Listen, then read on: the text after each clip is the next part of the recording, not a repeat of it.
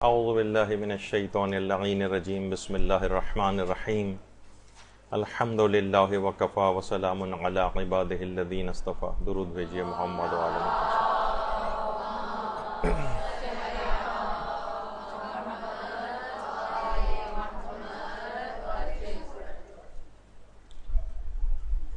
آج کل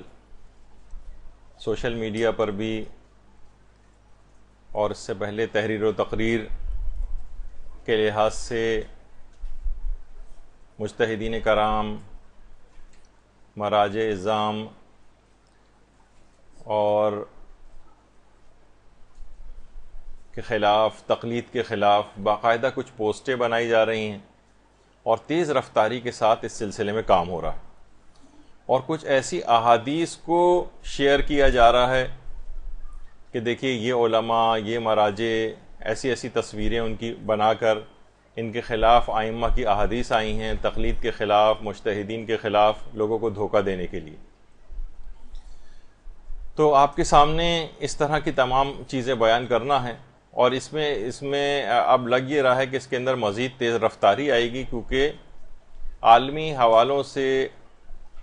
آیت اللہ سیستانی اور دیگر مراجع کی جو ایک خاص طاقت، فتوی کی طاقت کے طور پر چیز ابھر کے آئی ہے سامنے، تو اس سے ان کو اندازہ ہو رہا ہے کہ اس نظام مرجعیت کو اور مجتہدین کا جو مقام ہے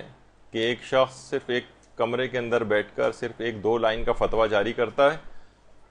اور عالمی تمام طاقتوں کو اس سے شکست ہو جاتی ہے، تو ان کو کمزور کیا جائے. تو تقلید کے انسٹیٹیوشن کو کمزور کرنا، مجتہدین کرام کو کمزور کرنا، یہ آج کل ایک مغربی طاقتوں کے ایجنٹوں کا ایک طریقہ کار بن گیا ہے، اور سوشل میڈیا اس کام کے لیے بہت ہی سازگار ایک زمینہ فراہم کرتا ہے.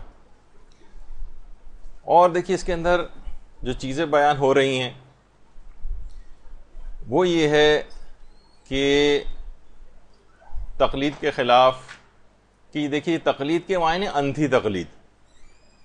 کس طریقے سے ایک آدمی مثلا چلتا ہوا چلا جا رہا ہے، وہ سب گڑھے میں گر رہے ہیں، اس کی اندھی تقلید کرنے والے بھی سارے گڑھے میں گر رہے ہیں. یعنی یہ جو مجتہدین ہیں یہ اپنی تقلید کروا کے سب کو گویا جہنم میں لے جا رہے ہیں، کیونکہ یہ ائمہ کی احادیث کے خلاف ہے. اس کے اندر ہی جو اہم ایک شبہے کے طور پر ایک چیز پیش کی جاتی ہے کہ تقلید کے لغوی معنی سے دھوکہ دے کر لوگوں کو گمراہ کیا جاتا ہے. کہ دیکھیے تقلید جو ہے قلادہ سے نکلا ہے. قلادہ کہتے ہیں جانور کے گلے کے اندر جو پٹا ڈلا ہوا ہوتا ہے، یعنی یہ مجتہدین کرام آپ کو جانور کی طرح سے گلے میں پٹا ڈال کر ہکاتے ہیں. یعنی تقلید کے لفظ کی جو لغوی معنی ہیں اس سے ایک دھوکہ دینے کی کوشش کی جاتی ہے، جبکہ تقلید کے معنی ہار کے بھی ہیں، گلے میں پہننے والا ہار. بلکہ اگر آپ انٹرنیٹ پہ قلادہ لے جا کر سرچ کریں تو شاذ و نادر ہی کوئی گلے کا پٹا یا رسی جو ہے وہ نکلے گی، بلکہ زیادہ تر صرف گلے کے ہار نکلیں گے، یعنی جو اس کے معنی ہے. لیکن وہ دوسرے ایک معنی کے گلے میں جس طرح جانور کے پٹی ڈالی جاتی ہے اس کو قلادہ کہا جاتا ہے، تو اس طور پر اس لحاظ سے لغوی معنی کے اعتبار سے دھوکہ دیا جاتا ہے کہ یہ مجتہدین اصلاً لوگوں کو گلے میں اس طرح سے ایک پٹا انہوں نے ڈالا ہوا ہے، اور ایک نفرت پھیلانے کے لیے کہ دیکھو یہ تمہیں یہ سمجھتے ہیں. تقلید کے معنی یہ کہ تمہارے گلے میں جانور کی طرح سے پٹا ڈلا ہوا ہے کہ جہاں پر بھی وہ ہکا کر لے جائے تو میں اندھی تقلید کرتے ہوئے ان کی بات ہی ماننا. تو اس لحاظ سے اچھا اب دیکھیے اس کے اندر کیا ہے کہ لغوی اور اصطلاحی معنوں میں ہمیشہ ایک فرق ہوتا ہے. ایک چیز ہوتی ہے لغوی معنی، ایک ہوتے ہیں اصطلاحی معنی. مثلا لغت کے اعتبار سے صلات یہ دعا کو کہتے ہیں، تو کیا آپ نماز کے بجائے ہاتھ اٹھا کر آپ دعا مانگتے رہیں تو کیا نماز ہو جائے گی؟ نہیں. ایک لغوی معنی ہے صلات معنی دعا، اور ایک اصطلاحی معنی ہے کہ ان تمام افعال کا ایک مجموعہ جو شریعت مقدسہ اسلام نے خاص ایک پیکیج ایک نماز کے ذریعے بنایا ہے، وہ اصطلاح مراد ہوتی. صوم، روزہ، صوم معنی رک جانا، ٹھہر جانا. مثلا آپ چلتے چلتے رک کر کسی جگہ ٹھہر گئے تو کیا یہ صوم شمار ہوگا؟ نہیں. یہ لغوی معنی الگ ہیں، اصطلاحی معنی الگ ہے. اسی طرح حج کے معنی ارادہ کرنا، کوئی سا بھی ارادہ کریں تو کیا حج ہو جائے گا؟ نہیں، حج ان خاص ارکان کا نام ہے اصطلاح کے اندر، تو وہ اصطلاحی معنی ہے۔ اسی طرح وضو معنی ہے دھونا، مثلا کپڑے بھی دھوئے جاتے ہیں، تو کیا وہ شمار ہو جائے گا؟ کیا نہیں، خاص نماز سے پہلے ایک واجب حکم ہے۔ اسی طریقے سے مثلا زکوٰۃ ہے، فقہ ہے، ان سب کے معنی ہیں لغوی بھی اور اصطلاحی بھی۔ فقہ معنی ہے سمجھنا، لیکن خاص مسائل فقہ مراد ہوتے ہیں، اس سے ایک علم کے طور پر ہے اصطلاح میں۔ شریعت شارع سے نکلا ہے، سڑک، راستہ، شارع فیصل جو آپ کہتی ہیں، شارع قائدین، یعنی وہ راستہ، وہ سڑک، تو وہ سڑک اور راستہ جو اللہ کی طرف چلا کر لے جاتا ہے اسے شریعت کہا جاتا ہے اصطلاح میں۔ اسی طرح قرآن مانے پڑھی جانے والی چیز، لیکن ہر پڑھی جانے والی چیز کیا قرآن ہے؟ نہیں، اصطلاح کے اندر وہ اللہ کا کلام شمار ہوتا ہے۔ حرام کے ایک معنی یعنی کوئی بری چیز، ممنوع چیز اس کو کہتے ہیں، لیکن محرم حرام کے دوسرے معنی جو ہیں وہ احترام والی چیز کے بھی ہیں، محرم الحرام، مسجد الحرام، اشہر حرام، حرام مہینوں کے اندر جنگ کرنا، حرام مہینے یعنی احترام والے مہینے۔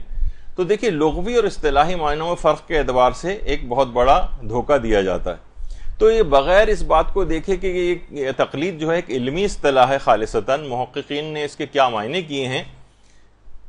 تو اس کو کہا جاتا ہے کہ یہ پٹا ہے۔ جبکہ اگر ہم اس کے معنی گلے میں پڑا جانے والا پٹا بھی شمار کریں، تب بھی اس کے معنی یہ ہوں گے کہ یہ قلادہ مراجع تقلید کی گردن میں بندھا ہوا ہے، آپ کی گردن میں نہیں ہے۔ اچھا، اس کے کیا معنی ہیں؟ یعنی مقلد کے سارے جو اعمال کا بوجھ ہے وہ مرجع کے کاندھوں کے اوپر ہوتا ہے، اس کی گردن کے اوپر چلا جاتا ہے۔ تو اب آپ اس لحاظ سے دیکھیں کہ سارا بوجھ تو مرجع کے کاندھوں کے اوپر ہو گیا ہے کہ مقلد جواب دہی سے بچ گیا ہے اور مرجع کی گردن پھنس گئی، اس کو یہ ساری چیز اٹھانی پڑ رہی۔ تو اب دیکھیں فلسفہ قانون کی جو کتابیں ہیں اس کے اندر بھی یہ بات آتی ہے کہ العامی یجعل قلادۃ اعمالہ علی عنق من یقلدہ، یعنی آدمی اپنا نامہ اعمال مرجع تقلید کے گلے میں حمائل کر دیتا ہے، یعنی جو بھی میں کر رہا ہوں یہ اس کی گردن کے اوپر جائے گا۔ یہ تو آپ کی گردن کے اندر پٹا نہیں ڈلا ہوا ہے، یہ مجتہد کی گردن کے پھنسی ہوئی۔ اور یہی وجہ ہے کہ باقاعدہ فروع کافی، اس کی جو 7ویں جلد ہے، اس میں ایک روایت موجود ہے کہ ہمارے چھٹے امام جعفر صادق علیہ الصلوۃ والسلام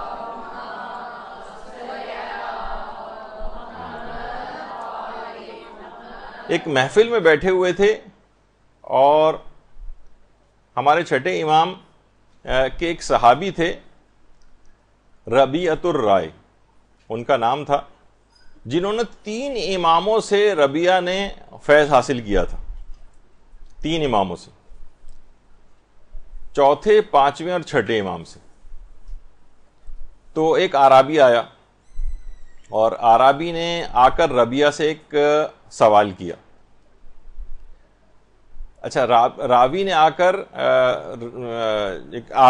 کر ربیعہ سے سوال کیا، ربیعہ نے سوال کا جواب دیا، 6ٹھے امام بھی اس محفل کے اندر موجود ہیں۔ اچھا، اب دیکھیے ربیعہ بھی جو تھے 3 اماموں سے کسب فیض کیا ہوا تھا، جب بھی اس سے بھی محفل میں بیٹھے ہوئے تھے، بجائے یہ بہت سے لوگ اتنا پہچانتے بھی نہیں تھے۔ اعرابی کے معنی ہے کہ باہر، مدینے سے باہر یا کسی دور دراز علاقے سے کوئی بدو جو ہے وہ آیا ہوا تھا، جو امام کو بھی شاید نہیں پہچانتا تھا، لیکن ربیعہ کی شہرت تھی تو ان کے پاس بھی مثلا اس نے جا کر سوال کر لیا۔ ربیعہ نے جواب دیا، اعرابی نے فوراً جھٹ سے ایک دوسرا سوال کیا کہ جو آپ نے مسئلہ مجھے بتایا ہے، کیا آپ اس کی ذمہ داری قبول کرتے ہیں؟ دیکھیے پوری روایت یہ محمد ابن یعقوب کلینی نے اصول کافی کے اندر بھی لکھی ہے، ربیعۃ الرائے کا یہ پورا قصہ۔ تو اس نے آ کر کہا کہ کیا آپ اپنی اس کو ذمہ داری کو قبول کرتے ہیں؟ اہوا فی عنق کا، کیا آپ اپنی گردن پہ ذمہ داری لیتے ہیں؟ دیکھیے ہم کیا کہہ رہے ہیں کہ گردن کے اندر جو پٹا ہے یہ مسئلے بتانے والے کی گردن میں پھنس گیا ہے، یہ مجتہد کی گردن میں پٹا بندھا ہوا ہے۔ تو ربیعہ یہ سن کر خاموش ہو گئے اور کچھ جواب نہیں دیا۔ اس نے پھر دوبارہ سوال کیا، کہا ہوا فی عنق کا، کیا آپ یہ بات اپنی گردن پر لیتے ہیں، وہ پھر خاموش ہو گئے۔ اب ہمارے امام جعفر صادق علیہ الصلوۃ والسلام اللہم صلی علی محمد و علی محمد،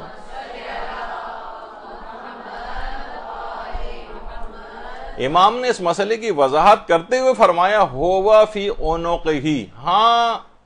یہ ذمہ داری اس کی گردن پر ہے۔ اور اس کے بعد امام نے مزید توضیح کرتے ہوئے فرمایا وَكُلُّ مُفْتٍ ضَامِنٌ،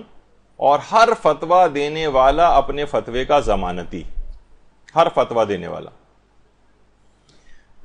تو اس سے آپ اندازہ لگائیں کہ یہ قلادہ، یہ پٹا مقلد کے گلے میں نہیں، یہ جتنے بھی آپ تقلید کے خلاف کتابیں پڑھیں گی نا، ان سب کے اندر سب سے پہلی چیز اس کے لغوی معنوں کے اوپر اس کے سامنے رکھ کر اور لوگوں کو متنفر کیا جاتا ہے کہ تم لوگوں کو جانور سمجھا جاتا ہے تمہارے گلے میں پٹا ڈال کر، جبکہ اصلاً یہ روایتوں کے اندر کہ یہ جو گردن پھنسی ہوئی ہے، جو پٹا ڈلا ہوا ہے تو مجتہد کی گردن کے اندر بندھا ہوا ہے، وہ تمہاری مصولیت اور اعمال کا ذمہ دار جو بن گیا ہے مسئلہ بتا کر اور اپنی تقلید کروا کر، تو بجائے اس کے کہ متنفر ہونے کی بات ہے، بلکہ ان کے اوپر فخر کا اظہار ہونا چاہیے کہ یہ اپنے اوپر ہی ساری ذمہ داری انہوں نے لے لی اور ہم سے صرف عمل کے لیے ہم ان سے رجوع کرتے ہیں اور ان کی بات کو لیتے ہیں۔ تو اس طرح سے اگر کوئی کسی جگہ پر اس طرح سے پیش کی جائے چیز، تو یہ آپ کے دماغ میں یہ چیز رہنی چاہیے۔ اچھا، اب یعنی جو معنی یہ لوگ بتاتے ہیں اس سے بالکل برعکس ہے، یعنی دین سے جو جاہل ہے وہ سب سے زیادہ پڑھے لکھے شخص کی بات وہ مانے اور اس کی طرف رجوع کرے۔ ہمارے ایک عالم گزرے ہیں ملا کاظم خراسانی، کوئی شخص مجتہد بن نہیں سکتا جب تک کہ ان کی کتابیں نہ پڑھ لے۔ تو ان کی جو اپنی کتاب بھی ہے کفایت الاصول، اس میں بھی ایک بات انہوں نے لکھی ہے کہ تقلید کا جائز ہونا اور جاہل کا عالم کی طرف رجوع کرنا ایک ایسا فطری امر ہے کہ جو کسی دلیل کا محتاج نہیں۔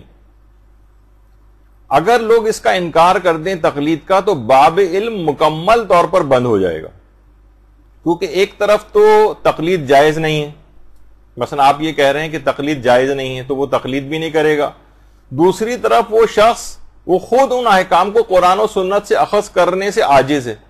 اس کو وہ ان علوم سے واقفیت نہیں ہے، وہ الفاظ کلام کو نہیں سمجھتا ہے، امام کے کلام کو نہیں سمجھتا ہے، تمام احادیث اور قرآنی آیات پہ اس کی دسترس نہیں ہے، تمام علوم جو پورے کلام کو سمجھنے کے لیے، قرآن کو سمجھنے کے لیے حاصل ہونے چاہیے وہ نہیں، ایک عام شخص جو ہے تو اس کے لیے تو باب علم مکمل بند ہو جائے گا، نہ وہ کسی کی تقلید کر سکتا ہے اور نہ خود حاصل کر سکتا ہے، بالکل معطل محض ہو کر رہ جائے گا۔ تو یہ کتنا عقلی حکم ہے کہ ایک حدیث بھی اگر موجود نہ ہو اور ایک قرآنی آیت بھی موجود نہ ہو تو عقل حکم دیتی ہے کہ انسان تقلید کرے، نہ جاننے والا اس کی بات مانے جو اس چیز کے متعلق مکمل طور پر جانتا ہو۔ اس میں کیا کمی ہے، اس میں کیا خرابی ہے؟ پوری دنیا اسی طرح سے چل رہی ہے، پوری دنیا کی ترقی آج صرف تقلیدی کی وجہ سے۔ ہر کوئی کہے کہ میں آ کر میں ہر چیز اپنے طور پر کروں گا، کسی اور کی بات کیوں مانوں؟ جہاز میں کیوں بیٹھوں جب تک کہ میں جانتا نہیں ہوں کہ مثلا پائلٹ کیا ہے اور اس نے کون سا علم حاصل کیا ہے اور یہ جہاز کیسے چلتا ہے، تو آدمی کوئی چیز سفر کر ہی نہیں سکے گا۔ تقلیداً نام بھی نہیں جانتے، معلوم بھی نہیں ہوتا کہ اس کا چلانے والا کون ہے، تب بھی اس کے اندر بیٹھ کے انسان اپنی جان کو بھی خطرے میں ڈال لیتا ہے ایک لحاظ سے۔ تو ہم یہ دیکھتے ہیں کہ بہرحال آج کل یہ جو پورا ایک سیریز چلی ہوئی ہے، بہت سارے اس کے تقلید سے بھی روک رہے ہیں تاکہ علمی لحاظ سے انسان پیچھے سے پیچھے چلا جائے۔ پھر ہم دیکھتے ہیں یہی والے جو تقلید کے انکاری ہیں، یہی وہ والے ایشوز بھی اٹھاتے ہیں، سیدانی کی غیر سید سے شادی حرام ہے وغیرہ، اور یہی وہ افراد ہیں کہ جو کہ یہ بھی کہتے ہیں کہ خمس غیبت امام کے اندر معاف ہے، اور پھر وہی کہتے ہیں کہ سید کے اوپر غیر سید کا صدقہ مستحبی بھی حرام ہے۔ تو اگر آپ یہ دیکھیں کہ تقلید سے انکار کروا کے سب کو جاہل بنانے کا کام ہے، سیدانی کی غیر سید سے شادی وغیرہ کو روک کر شادیوں کے سلسلے میں کتنی پریشانیاں، اس کو مزید مشکل بنانا ہے، نہ یہ لوگ کوئی ادارے بناتے ہیں کہ ان کی شادیوں کے کوئی انتظامات کیے جائیں، اور صرف وہ کہتے ہیں کہ نہیں یہاں سے بھی اس کو روک دیا جائے۔ پھر اس کے علاوہ کہتے ہیں کہ خمس جو سادات کا حق ہے، خمس بھی جو ہے وہ غیبت امام میں معاف ہے تاکہ لوگ خمس نہ نکالیں۔ پھر یہ کہتے ہیں کہ سید غیر سید سے مستحب صدقات بھی نہیں لے سکتا، نہ خمس ملے گا ان کو نہ صدقات ملیں گے، یعنی معاشی بائیکاٹ بھی کیا جائے، شادیاں مشکل بنا کے ان کو جو ہے